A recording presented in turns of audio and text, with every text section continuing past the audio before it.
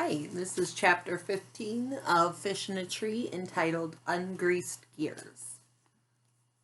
For homework, Mr. Daniel said we have to write a paper describing how we feel about a short story he read today.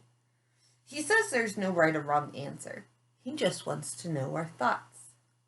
Part of my brain knows that this shouldn't be that hard. I would be able to tell him in 2 minutes how I feel about it. But I'll be celebrating another birthday by the time I'll get it written down. And when I do, he probably won't be able to understand it anyways. Travis comes to the back door. He drops his bag and takes off his steel-toed boots. Hey, Squirt. The smell of garage fills the kitchen, but I like it. Hey, I say, trying to get the thoughts floating around in my head to land on the paper. I don't know why the things in my brain get lost on the way down my arm. Travis takes a carton of orange juice out of the fridge and drinks from it. Hello, Travis. Gross. He laughs at me. No one else will drink it now, you know. Good, he smiles. My plan is a success. He walks away, taking the whole carton with him. Travis? He stops in the hallway after taking another swig. Yeah? I know what his answer will be, but I ask anyway. I'm desperate. Can you help me? With that book stuff you're doing? He points, using the carton. Yeah, I have to write something. Whoa, Allie. I can give you new spark plugs, change your oil, even rebuild your carburetor. But the writing? No can do. When it comes to that, my brain is like gears with no grease. Parts grinding together. Seriously, it ain't pretty.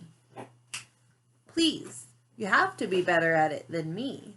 He takes a deep breath. Can't you wait until Mom gets home?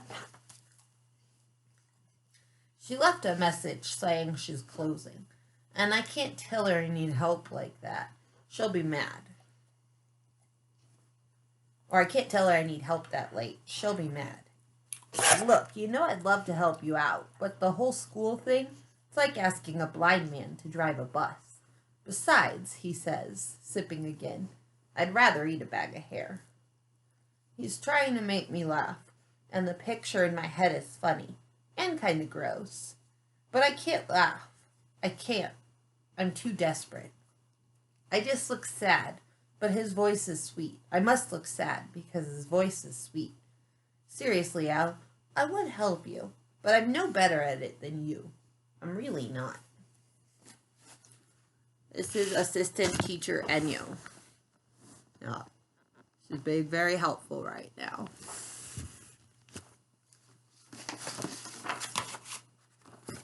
The next morning, I'm trying to decide if I should turn in my paper, knowing Mr. Daniels will probably think I spit it out in 2 minutes.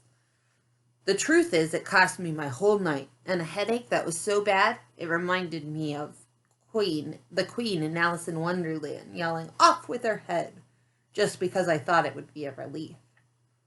I worry what Mr. Daniels will say about it. For now, he's in the hallway with another kid. Good morning, Keisha says.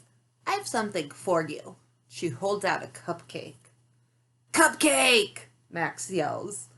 Put your eyes back in your head, Max. This is not for you, Keisha says. Me want cupcake, Oliver says, flailing about a bit. Me love cupcakes. You're such a freak, Shay says. That's Cookie Monster who talks like that.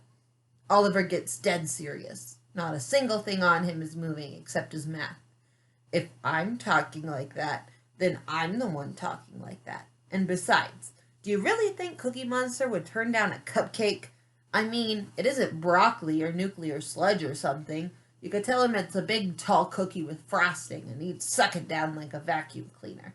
I bet you he would. You want to bet me? Do you? Jessica begins to speak, but Shay cuts her off with a look. No, I won't bet you. I don't bet on anything, ever, and especially not with you.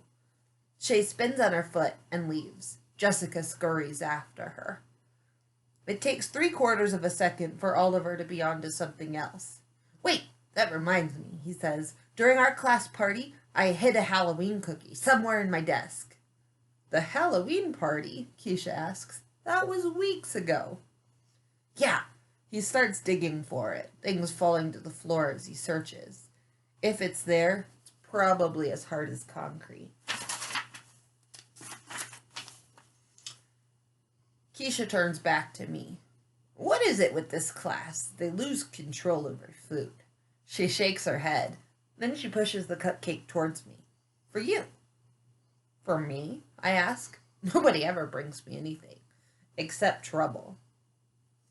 Yeah, of course it's for you. Why? Because I'm still cracking up over what you did with those flowers at the concert. That's why.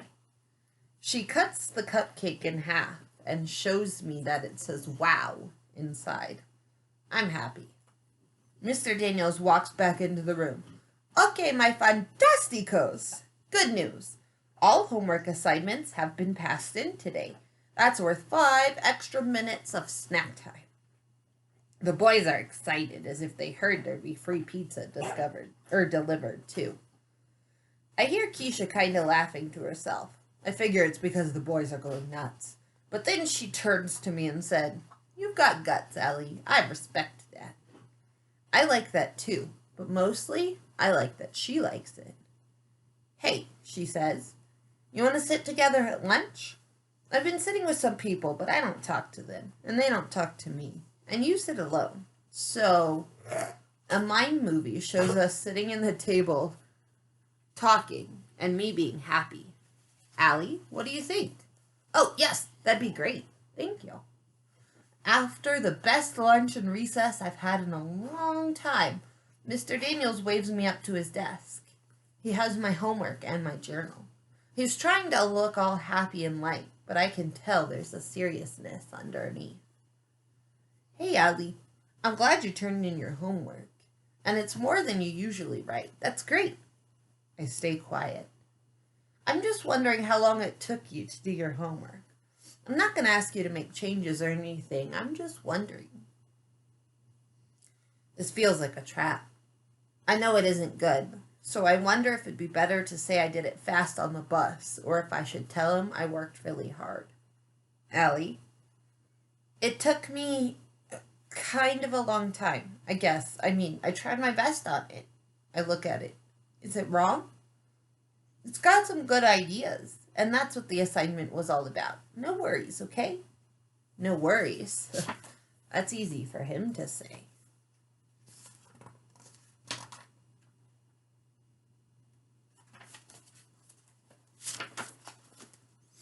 My question for this chapter is, how would this chapter be different if Allie had not given Keisha half of her flowers at the holiday concert? I will see you for our next chapter.